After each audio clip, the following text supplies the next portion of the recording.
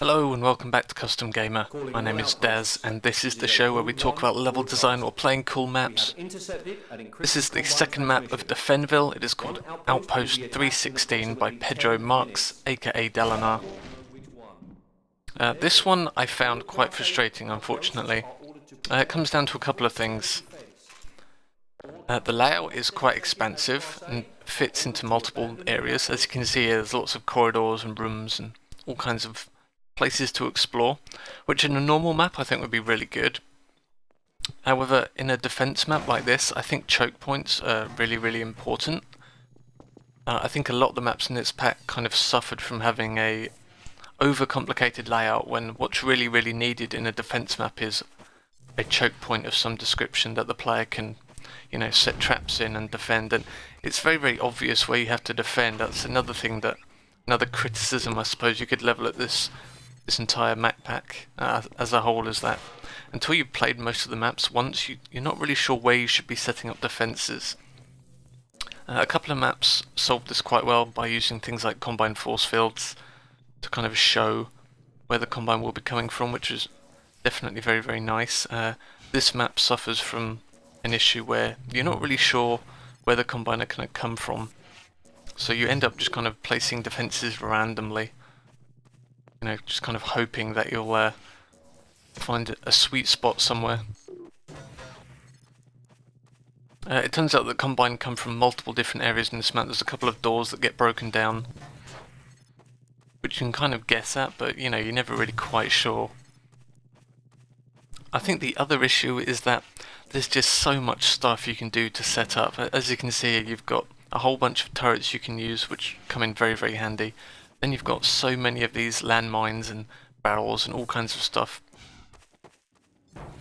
Now, on one hand it's kind of nice, you've got a lot to do while you're waiting for the map to start. Again, it's another 10-minute wait thing. So I almost feel kind of bad in a way criticising the amount of stuff you have to do to set up here, but it can feel like a little bit of a chore. So I have edited this footage fairly heavily in the interest of time and your patience, just to get rid of any lulls. So this is about my third or fourth attempt in the map. It's also incredibly hard just because the amount of enemies coming at you. Again, I kind of criticise the amount of supplies that you're given just because it takes so damn long to set everything up, but you do really need it. That's why I think a smaller scale map with less enemies and less supplies could have been better here. And again, with the smaller layout as well, you can focus your attention better in one area. So in this attempt I've tried to just hold myself up in this little corridor. I've got a health, a replenisher and a energy terminal right behind me, which is very nice. Ends up coming in very handy. The difficulty here is that combine grenades, it's very easy for them to take out your turrets, which are really your lifeline in this map. You really need them. If not as a damage dealer, then certainly as a bullet sponge for enemy attacks. So everything starts off quite well. Eventually you kind of get whittled down slowly but surely in this map. This attempt is no different, so I think we'll cut to a little bit later on as I basically spend about 10 minutes in this corridor just killing combined soldiers, standing the turrets back up as needed. So once you've killed a whole bunch of combined soldiers, you get a wave of hunters, which makes things very difficult, as they're very good at taking out all your turrets, as you can see here.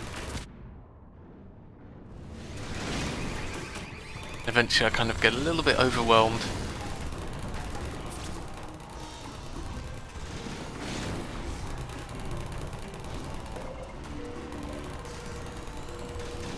Nice tip for this map is that if you can get a turret to fall over in the right position but kind of lay against the wall slightly so it's not quite on its side, you can get combined to attack it because they think it's still alive. Which again acts as a brilliant bullet magnet for you.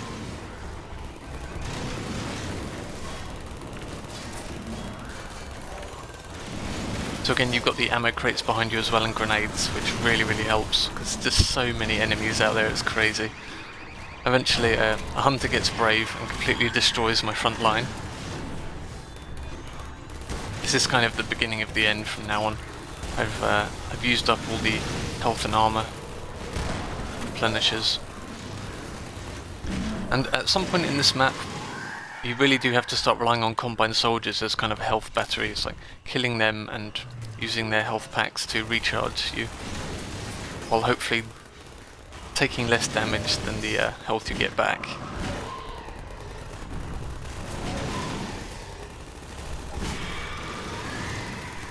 But eventually, with 37 health, the inevitable happens and a stray grenade catches me. So let's go to the fourth attempt. So this time I've attempted to seal myself in to a small little atrium on the opposite side of the map.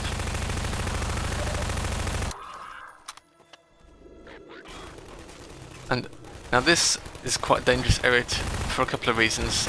Chiefly is that enemies spawn behind you out of thin air. I'm guessing there's just a spawn point there that doesn't really care whether the player's near it or not, which is a bit of a shame. Especially when it spawns shotgunners right behind you like that. This was much more enjoyable to fight in here because yeah, there's more room to move around. There's some definite choke points you can set up here with doorways, which is something this map really needed more of. Yeah, visually, although the map is kind of, I suppose, middle of the road in terms of detail, it's certainly presentable, but doesn't really do anything too special. But it's got a nice vibe to it. It feels very, very stalkery, or a, you know, Metro Last Light or something like that. Actually reminded me a lot of the abandoned city map in Metro Last Light with all the ghostly inhabitants about 3/4 of the way through the game. I forget the exact name of the map, but very, very atmospheric. So of course, eventually the hunters turn up and completely ruin all my best laid plans. The hunters are a really great touch in all of the defense maps, actually, just purely because they can completely destroy a defensive position if you give them half a chance, which is really great. At some point in the defense map, I think it's really important to kind of upset the status quo a little bit, so that players don't feel completely safe all the time. That can really destroy the gameplay. If a player can just plonk down a whole bunch of turrets and then just be safe behind them for the entire map, it ends up not being much fun.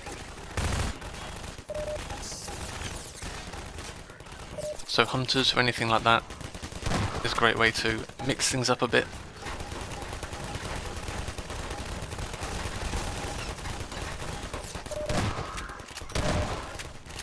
Yeah, I think this map is a little bit too long. I think there's a few too many enemies. The other issue is that once you've kind of killed off most of the enemies, you have to kind of hunt around the map for the final combine soldier, which is inevitably just sitting in a room somewhere not attacking. You have to kill all of them to trigger the end of the map. So you can see here I've kind of mopped up most of the resistance, so I have to start searching around to find the couple of stragglers. The amount of just stray weapons, dead bodies and everything, bullet holes all over the place, it's very, very cool. That's something I did like about this map. Just it feels pretty epic when you're wandering around afterwards. There's just so much destruction everywhere. So let's skip ahead a little bit here. I'm just searching for the final couple of soldiers in order to complete the map. The other strange thing in this map is that at the very beginning the power is cut to the room you're in, which I thought was a really nice touch. You can actually go down into the basement to turn the power back on.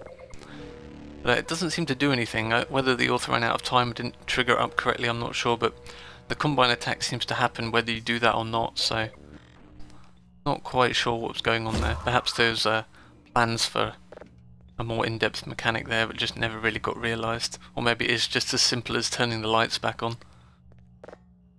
But yeah, it would have been nice to see a little bit more done with that mechanic.